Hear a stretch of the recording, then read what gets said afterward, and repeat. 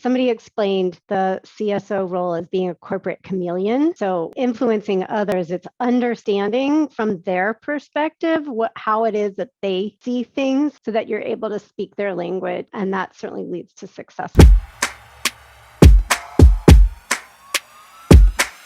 My name is Rich Brubaker. I'm the founder of Collective Responsibility, and this is a Sustainable Ambassador and Innovator podcast. I'm here today with Ellen Weinreb, who is the founder of the Ellen Weinreb Group. And one of our more popular videos are surrounding developing your career in sustainability, entry points, big trends, how much money can you make? And right off the bat, when I was looking at the series, I was thinking, I've got to get you on here to talk about what you've been seeing over the years, but also just in the research you've been doing, the placements you've been making. So it's great to have you with us. Thank you so much for the invitation. Yeah. So I founded Weinreb Group Sustainability Recruiting about 15 years ago. And prior to that, I was doing sustainability consulting for a decade. And I'm a natural connector and networker. And so I decided to go into the recruiting niche, and it's been quite a ride. It's been a lot of fun, and I have a very unique vantage point to the space that I have devoted my career to. You're one of the few, I think, who's really dedicated yourself to the career of recruitment in the sustainability space. I mean, outside of some of the major, Acre and some of the other groups that I've seen, you're one of the few that's been consistently there doing this work. And so what is your vantage point right now? Where's the market? What's hot? What's interesting in terms of sustainability and sustainability careers as you see it? Yeah, no, it's a hot time. There's a lot of movement. There's a number of shifts in that last couple of years. One of them is the role that investors are playing as key stakeholders in terms of driving sustainability and ESG. And then there's movement from, let's say, corporations making commitments to net zero. And also there's a regulatory framework that in Europe and in the US that's increasing. So it means that companies are putting more resources into sustainability. Yeah. And it's just a hot growing field. And we're just seeing all sorts of movement that we hadn't seen previously and also at a more rapid pace. Are these totally dedicated now sustainability professionals? Or are they still the half professionals like HR, PR, IR, kind of communications professionals with half-time sustainability? What's the trend? Companies are calling us to find specialists, particularly around net zero and scope 3 emissions, reporting, regulatory framework. They're needing that expertise and they're needing full-time people in that expertise. And then there's also companies that have never had smaller companies. And when I say smaller, I mean $3 to $6 billion revenue companies, not that small, but still they're hiring their first sustainability leader. And the calls that you're getting, you deal mainly with senior executives. Are you also seeing that this call is going out to young professionals and to recent graduates? Is there more activity there? Like just general principle, like what's happening in the overall market when it comes to? Yeah, I mean, it is trickling down. I mean, in general, the world needs more sustainability professionals, and I'm very involved in supporting growing the pipeline of talent. One of our findings is that it used to be hard to get those corporate jobs. The corporate jobs were few and far between, but it was easier to get hired at the consulting firms. And now we're seeing people from consulting firms going to corporations, and we're seeing these consulting firms, big ones like EY, PwC, Deloitte, hiring lots, thousands of professionals. Business service firms in general, they have been really looking to absorb a lot of young talent, a lot of and they're really struggling. So how are they filling these positions? Is it they're training a lot of people who generally weren't in that space, or is this now signaling to all the business schools, let's train everybody up in this? So there's schools like UNC, Duke. Katie Cross at Duke has this EDGE, managing director of EDGE and this climate capital and all of that. There's Haas, Michigan, Yale, Presidio School of Management, where you can get specifically an MBA in sustainability. So anyway, there's a lot of great programs out there that are helping to produce. And then the business schools, the Deloittes and these management consulting firms are also hiring people pretty much at the ground level. Mm-hmm. And then there's organizations like the Global Reporting Initiative that has training. And so you can get, or if it's like real estate, there's LEED certifications. There's ways to get certifications and training around ESG. So there are a lot of resources out there to help people get the training they need. I've looked at Cambridge. I know GRI. I know CFA has a new ESG certification, and then you have all these business schools, and then you have all the sustainable development, sustainable masters. Like, are all of them attractive? Are some of them more attractive than others right now? I think it depends on your appetite. Like Presidio, it has a lot of freedom to create your own kind of practicum. And for some people, that's exactly what they want. And for others, that would not be so much a good fit. Yeah. And others, they want kind of more generic MBA with a splash of ESG or sustainability, and others want 100%. So I think it's doing your homework and talking to alums or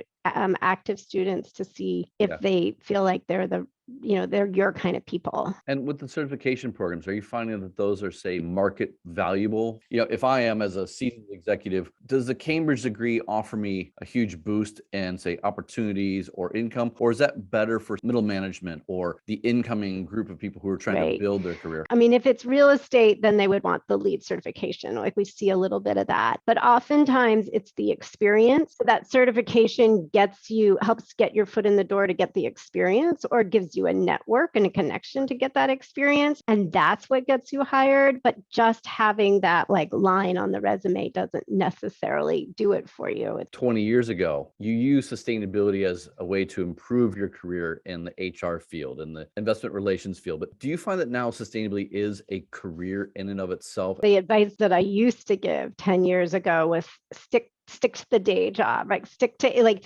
that. The sustainability corporate careers are so few and far between that if we really want to meet the demand out there in the marketplace, stick to marketing and get a little bit of sustainability into it. And these days, climate change being still the burning platform that it is today, and this growth in the sector, there are opportunities, there are jobs out there, so that yes, you can make sustainability your career. Are you finding that it's more technical people in demand right now, or is it more generalists who understand, say, the whole supply chain and all the issues and all the stakeholder people? Or is it someone who like really niche, I know this technology, I know this solution? So there's a certain number of competencies that are required for the sustainability leader. There's influencing leaders, there's setting a strategy, there's operationalizing a strategy. Those are, I'd say, generalist skills. And also one thing that is newer that wasn't around 10 years ago, but is today, is managing a board committee. At the same time, because of these net zero commitments and scope 3 emissions, that there's also explaining that to senior level management to get buy-in. Do you feel that there are enough people in the industry to fulfill the demand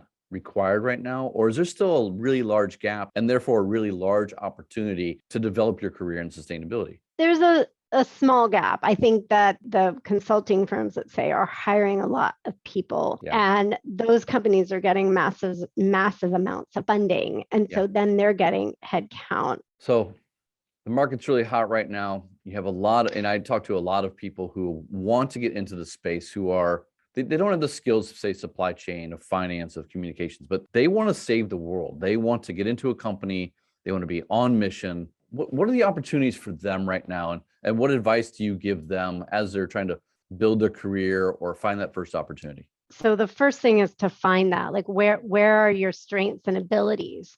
And then the question is, how can you marry that with your interests that's subject matter related, like be it climate change or international development, and exploring and having conversations. I mean, if you're really kind of out the gate, then it's having conversations and exploring opportunities in that area and being willing to start at the ground up. You've been doing research on this space and on people looking to work in this space, but also from the perspective of the employers for many years now. What have you been finding in the market that's just like, when you look at this research, you're like, wow, that's really interesting and this is really important for the market? Yeah. Well, I can pull up a couple of slides for some research that I did. Actually, the author at Green Biz is John Davies. Okay. And we've put out the state of the profession report for about every other year for about 14 years. And we've been partnering with GreenBiz on this report.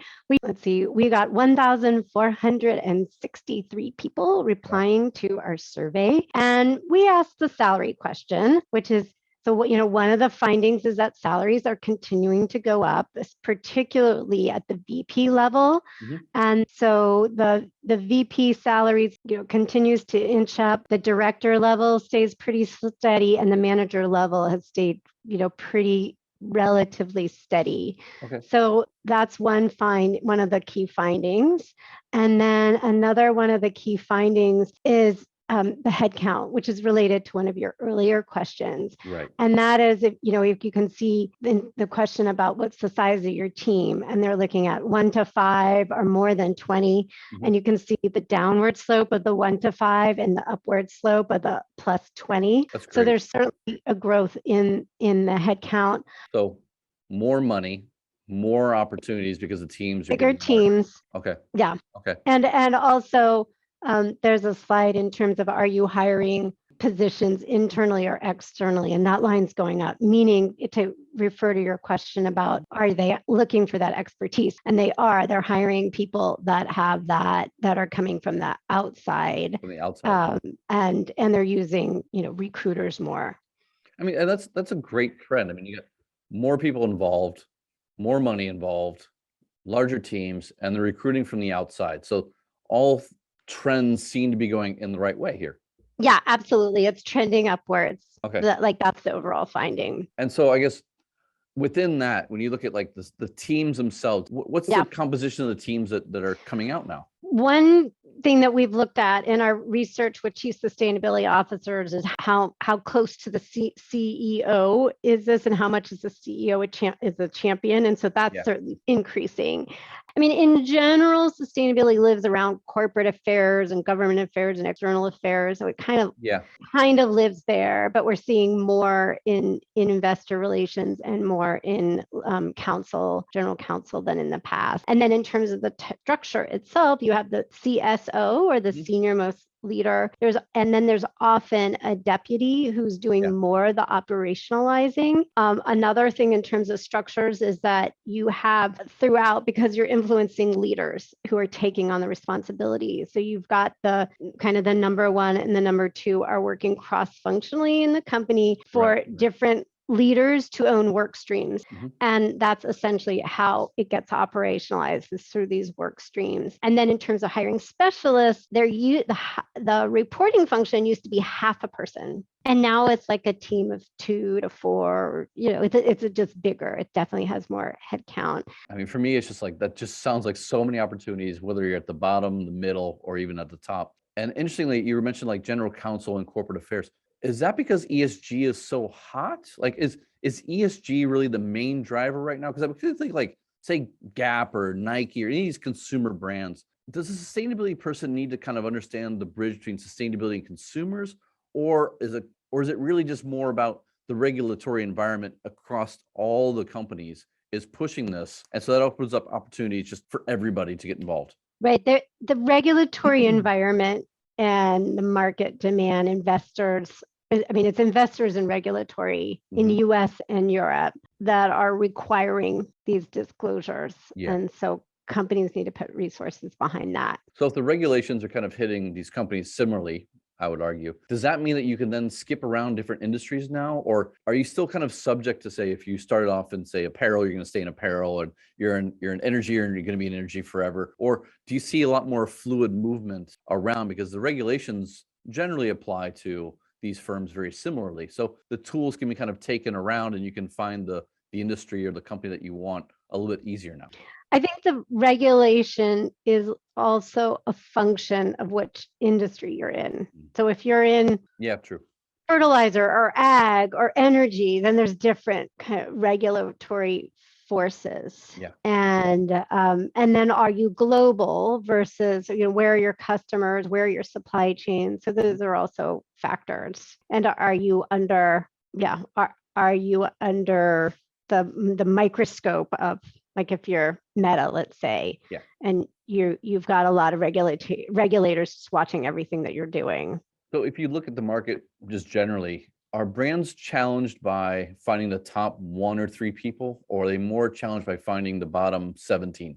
What I'm hearing from clients is that they need support finding the leadership to support influencing, the gravitas for influencing leaders. I assume that you talk with all these people that you're trying to place within your company. When you're having conversations, what are some of the key questions, or what are some of the key things that you're trying to learn about that person? What are some of the cues that you're getting about when someone's going to be the right fit, or when they have the right experience? What are some of the cues that you've just picked up over the last 20, 25 years? Well, I think it's looking at the lines in the resume that align with the job description, right? That they're looking for, and then drilling down with the candidate. Yeah. It's like, okay, so you operationalize that strategy. Tell me, what strategy did you operationalize, and how did you do it? And so just drilling down. And do you talk about passion for the mission, or is it really just the job scope? Yeah, there's passion for the mission, or passion. There's also like alignment for the job. Like, are you excited about what this company, like we did a search for PetSmart, and are you passionate about pets? Do you care about pets? Are you excited about pets? And if you are, then that helps align with the company and would be a good culture fit. Like bringing your dog to work, is that super appealing to you, or could you care less? And that, and that helps. Yeah. All right. I'll go back to the team itself. The teams are getting bigger and the budgets are getting bigger. What does that mean for salaries, say for the top 1 to 3 people? Are they, because their teams are getting larger, does that mean that they're getting much larger salaries? And then what are some rough ranges, say, for not just CSO, but maybe the 1 or 2 steps below that? Are we looking at 6-figure salaries? Are we looking at, high 5 figures? What's the general trend, and what are some ranges that people can get used to? Because there's so much movement in the market, then the salaries are getting more competitive. So we used to see a lot of CSOs whose base salary was in the 200 to 250 range in US dollars. And now we're seeing that more for the number 2 is earning the 200. So a back of the envelope is 225 base, 30% bonus, and then 30,000 in long-term incentive. Okay. And so that is a back of the envelope salary. And a lot of what we see out there is kind of in that range. It's a respectable salary. Yeah, it is. And do you find that, say, ESG right now, because it's so hot, is maybe paying more than, say, supply chain sustainability? Or are you finding that at that level, it all averages out to roughly the same? Yeah, the ESG jobs, when I say ESG, I mean the reporting in the, let's say, private equity or certain sectors, investment sector. Those are in more demand, and therefore the salaries are higher. And is that because they're in shorter supply of people? Yeah, or is that supply and demand drives the market price up. Yep. Because I've always kind of thought, like, the investment banks, they always value people a little bit differently. They throw a lot of money around to attract the best talent and to keep them. So they naturally, for me, would think like I could get the best salary there versus, say, a supply chain oriented organization. So, in addition to the research that you did just more generally about sustainability and leadership, you've also released one about CSOs specifically. So what were some of the findings that you had from that? Because I find the CSO space, a lot of discussion about it. I see a handful of my friends updating their LinkedIn profiles of CSOs, but I just haven't seen a whole lot. So what did you find in your research, and is this the next thing as well? Right. So we did research on CSOs in 2011 and then again in 2021. Wow. And the 2021 research was CSOs 10 years later. And the first one was this kind of, and so we were able to compare then and now. And we were looking very specifically for that title, Chief Sustainability Officer, working for US publicly traded companies. Okay. And the count then 10 years prior was 29 with that very title. Okay. And then it was 95 when we did the research. I mean, I'll be honest, 95 is not very good. It's not good enough. No, I get it.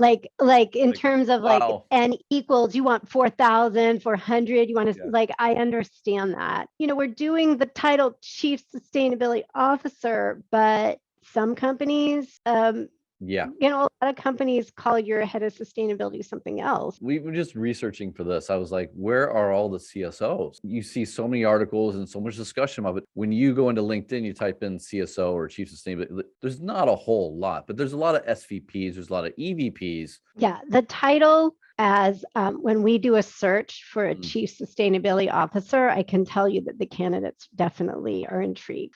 It does help us recruit top talent. That's great. So we need to advocate for more changes in title, essentially from EVP, SVP. It helps. Yeah. Yes, and it's signaling externally Yeah. that the company really cares about this and puts it at the top. Wrapping up, I mean, if you are a young professional looking to develop a career in sustainability, what are 2 or 3 pieces of advice that you would give them as they're going along this path towards the CSO seat, which will hopefully be, in the hundreds or thousands by the time they arrive there? Right. I mean, I think follow your passion, but also recognize where your strengths are and build those that functional expertise, and always look for opportunities and be open for new opportunities. Is it the communication skill? Is it the supply chain? Are there specific things, or is it just be really focused on the wider picture here? In terms of generalist skills, it's influencing change, influencing leaders, gravitas, taking leadership opportunities. Amazing. Thank you very much for your time. Absolutely. Thanks for having me. Yeah.